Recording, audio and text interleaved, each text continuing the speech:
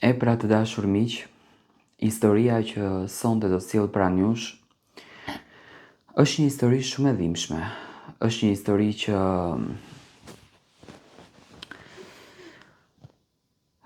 tregon dhimbjen e njerëzve të cilët ne I humbim në jetë. Këtë histori ma ka shkruar një djalë dhe më besoni më ka përfshirë aq shumë saqë e kam përjetuar shpirtërisht kur e kam lexuar këtë rrëfim. Bëhet fjalë për një dashuri e ndaluar. Një dashuri e ndaluar nga fati.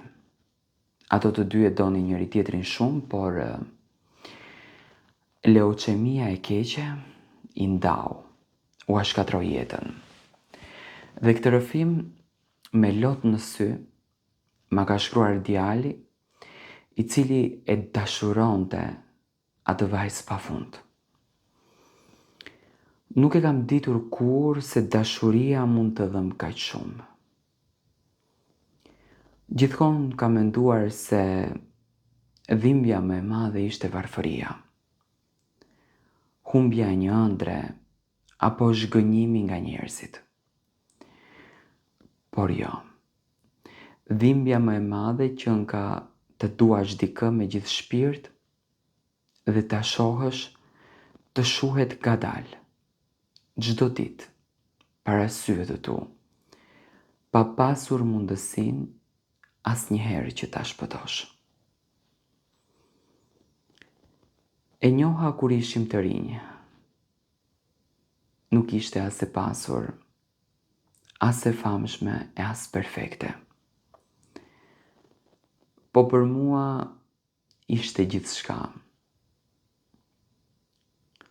Ishte ajo vajzë që më qeshte syt. Që fliste pak, por në thelb ndjente shumë. Kur më shikonte, më dukej sikur bota ndalonte.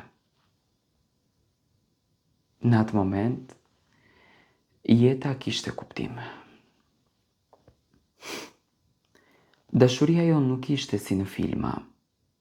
Ishte e thjesht, e pastër.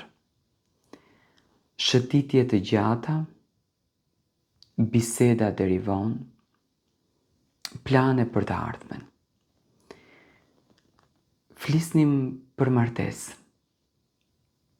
për fëmijë, për një shtëpi të vogël ku të plakeshim bashkë. E unë I thosha shpesh, edhe nëse unë nuk kam asgjë, për sa kohë do t'jem me ty unë do t'jemi pasur. Ajo qeshte, nuk e dija se një ditë ajo buzëqeshje do të më mungonte më shumë se fryma ime. Gjithçka ndryshoi ditën kur ajo u sëmur. Në fillim menduam se ishte lodhje, pastaj menduam që ishte dhimbje, dobësi, fytyra I zbehej çdo ditë më shumë.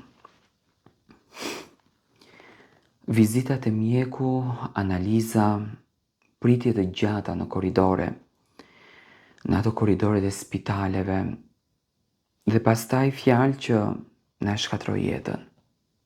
Leucemi. Nuk e harroj kur atë moment. Mjeku fliste, por unë nuk dëgjoja asgjë. Veshët më fishkëllenin e zemra më rihte fort.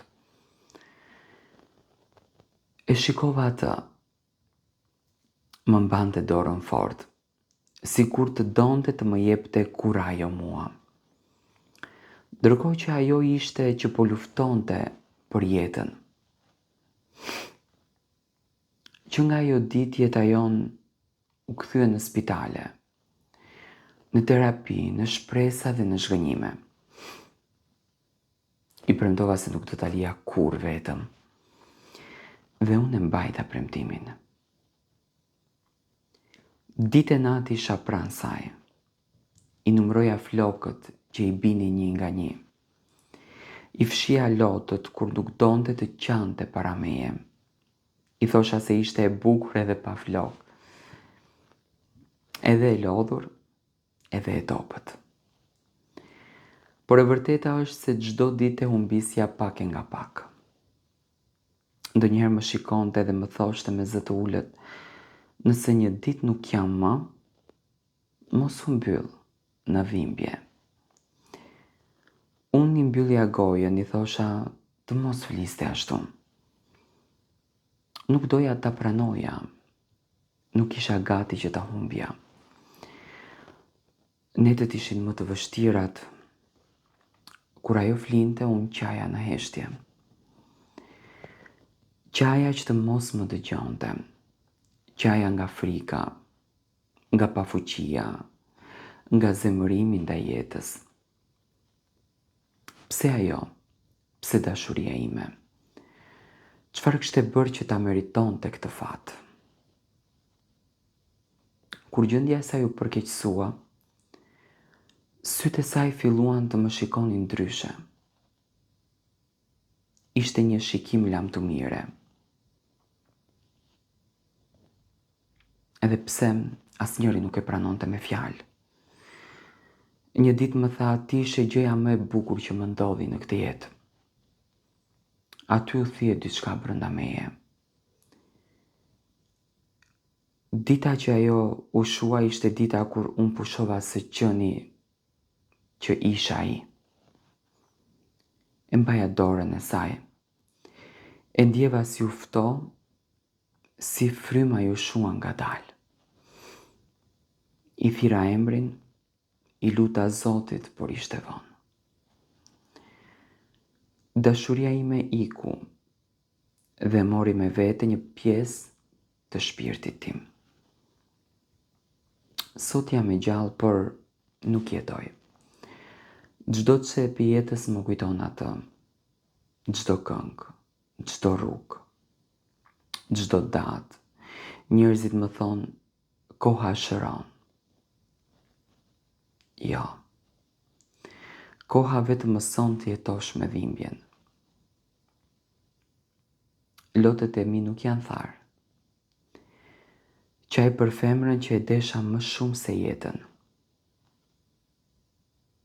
Qaj për ëndra që nuk u realizuan. Qaj për fëmijët që nuk i patëm kur. Qaj për një dashuri që leuqemia ma mori pa më pyetur. Po nëse ajo më sheh nga diku lart, dua ta dije një gjë. E desha pafund dhe do ta dua gjithmonë. Këto janë fjalët e shpirtit të këtij djali të thyer në zemër për të dashurën e tij.